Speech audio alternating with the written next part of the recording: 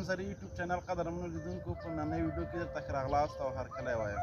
نن یوه ډېره جالبه او ښکلې ویډیو ده چې په نننۍ ویډیو کې راسره ښایسته ځوانان ملګري د بنډار کې راسره ناست دي، نو د دوی سره به خبرې کوو او له دوی سره به پوښتنې کوو، دوی به موږ ته جوابونه وایي او تاسې هم دا ویډیو تر اخره وګورئ او خوند ترې واخلئ. دا ویډیو ډېره جالبه ده. موږ سره په دې نننۍ ویډیو کې ځکه جالبه ده چې موږ سره لالاغا افغان د فراه ولایت چاریکارو دی. نو راځئ د ده سره خبرې هم کوو. نو دا زمزمین کوي او ډېر څه به ده سره وي چې دا یې موږ ته معرفي کړي. نو په سر کې دا لږ تو هم پوهېږي. نو راځئ په ده سره سر کې خبرې کوو. لالاغا افغان سلام علیکم. وعلیکم السلام و رحمت الله و برکاته. خودم معرفی کو بگیم. من هستم لالاغا افغان، در تذکره فرزند بادرخان موچی از قریه قلچه سوخته و مرا میگن لالاغا رنگمال. استازو که استاز در سمت پکتیا و خوست و تل و صده و همه جا. سمت ایران تهران استاد محمد نخال. بسیار خوب. لالاغا افغان تو که یک شاعر ولی هم معلوم میشی زمزمه میکنی که چه دلیل است که از من دلیل چی است که من از کودکی را مثال قرآن خواندم. عاشق خالق هر دو جهان است. عاشق پاک. من دیگه جادوگرم مجاهدی. بسیار خوب. تو اگر بر ما بسیار یک قصیده خوب برای ما میتونی آواز خوب زمزمه کنی و زمزمه همیشه از من یا الله شروع میشه که اول به الله توکل کنیم که یا الله لا اله الا الله محمد رسول الله. من همیشه این درخواستیم برای همه مردم هموطن خود.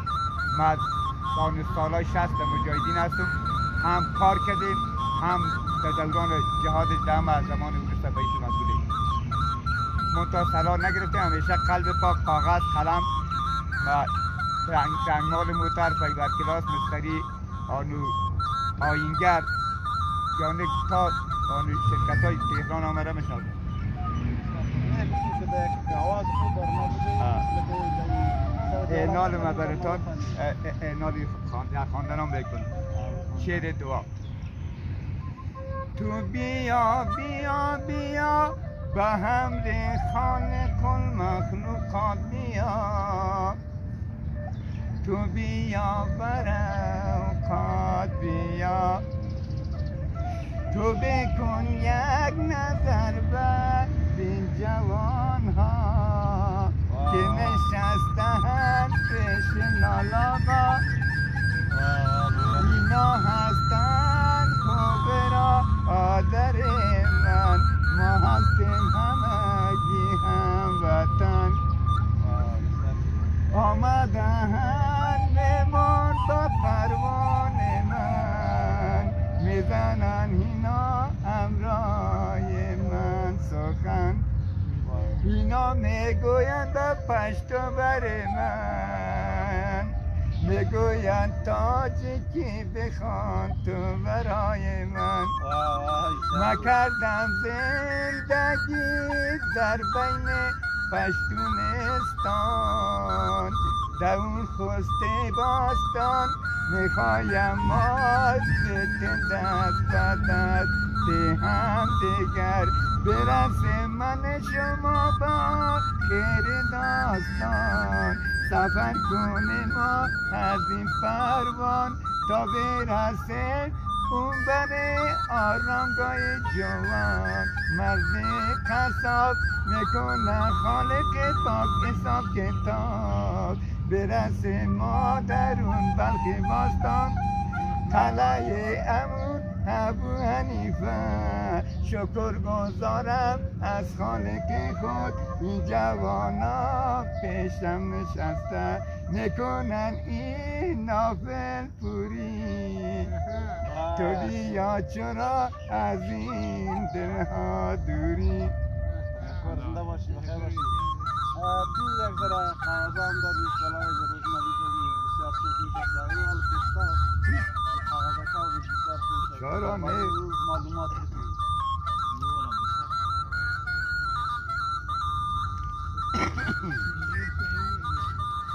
شما اونجا دیگه کتابش آمد که از وقتی که برای شب و روز ما نوشتام کردیم و اونو یک تعدادش دیگه یک دخترکم کشیده فهمیدی؟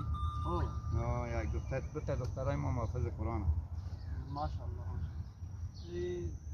بکش چی است خیلی خط جالب نوشته کردی را خب دیدی که اسمای آنو محمد صلی الله علیه و سلم ببینه تاسو ګورئ چې دا د اچولي دي نو ورقه ده چې اینیاش چاپیس خپله رسم کړي په خپله ګوتو باندې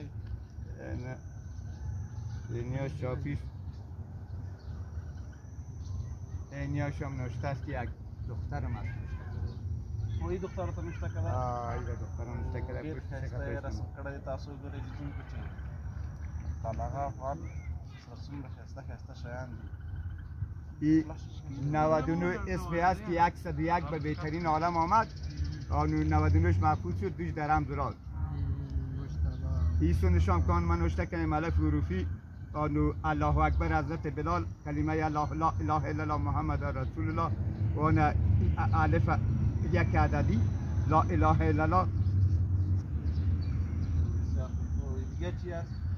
یه نه دیگه خیلی دیده برو یک تا با آخر 111 اسم و پیش از او هم نام داد یعنی هم از که آنه تازه دید به حساب دایره آفتاب و مختاب هم او دیجش ما و مادر دیجه ما و مادر و ما و مختاب لام الف بالا میم محمد که یک میم محمد چندی آنو رمز رازا داره که تا میراب مسجد و آنو منبر کفتر آزادی ایران دخترم کشیده کفتر آزادی ایش هم دخترم کشیده کفتر سرخ سفید که از وقتی که ما این کارا را پیش میبرم